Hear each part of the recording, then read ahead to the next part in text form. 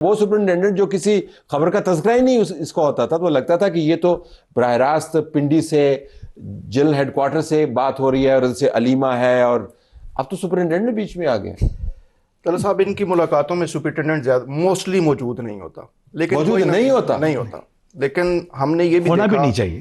نہیں وہ لکھا ہوا جیل میں، نہیں بیٹھ نہیں سکتا ملاقات میں بیٹھی سے تو کیا کرتا ہے؟ نہیں جو لائر کے ساتھ ہوگا وہاں نہیں بیٹھ سکتا، ویسے بیٹھے ہوتے ہیں. ہم نے چونکہ یہ ان کے مقدمات کا ٹرائل بھی وہاں پہ دیکھا ہے، تو ہم نے ان مقدمات کے ٹرائل میں بشرا بی بی کو اور عمران خان صاحب کو سپرنٹینڈنٹ کے کانوں میں سرگوشیاں کرتے بھی دیکھا ہے. اتنی سہولت بھی رہی ہے. تو سپرنٹینڈنٹ واقعی طاقتور ہے اگر رولز کو دیکھیں تو. رولز کے مطابق سپرنٹینڈنٹ کے پاس بہت طاقت اور بہت اختیار موجود ہے. ظاہر ہے ایک علاقے کی جیل ہے، وہاں سے کرمنلز وہاں پہ سارے اکٹھے کیے گئے، تو اس کے لیے سپرنٹینڈنٹ کے پاس طاقت اور اختیار بھی ہونا چاہیے. میں عمران خان صاحب کے حوالے سے یہ بات نہیں کر رہا. تو یعنی وہ تگڑا ہے تو اتنے بڑے جیل کے اندر اتنے لوگوں کو کنٹرول کر رہا ہے نا. بالکل ایسا ہی ہے. اور یہ جو ملاقات روکی گئی ہے نا، اس میں اسد ملک صاحب اور شاید سہیل رشید صاحب بھی بتا سکے، ہائی کورٹ اسلام آباد کا شاید ایک آرڈر تھا جس میں انہیں ملاقات کی مشروط اجازت دی گئی تھی، جس میں یہ کہا گیا تھا کہ یہ باہر آ کے بات نہیں کریں گے، کوئی سیاسی گفتگو نہیں کریں گے، اور اڈیالہ کے سامنے نہیں کریں گے، اور اس پہ کچھ ٹائم انہوں نے عمل بھی کیا. لیکن اب انہوں نے وائلیٹ اس کو کرنا شروع کیا، پھر یہ رکی.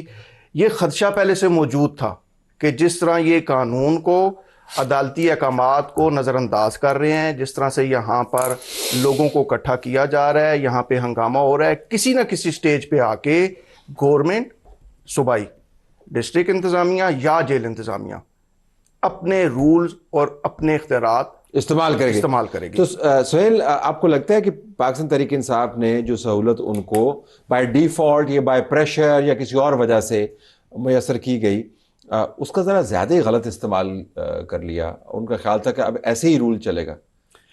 دیکھیں پی ٹی آئی سے شاید کچھ غلطیاں یقیناً ہوئی ہوں گی، لیکن جب وہ کہتے ہیں کہ ہمارا لیڈر اندر ہے تو وہ سیاستدان ہے، اس نے سیاسی بات ہی کرنی ہے. بات تھوڑی سی میں پہلے ایڈ کر دوں سپرنٹینڈنٹ اڈیالہ کی پاورز کی.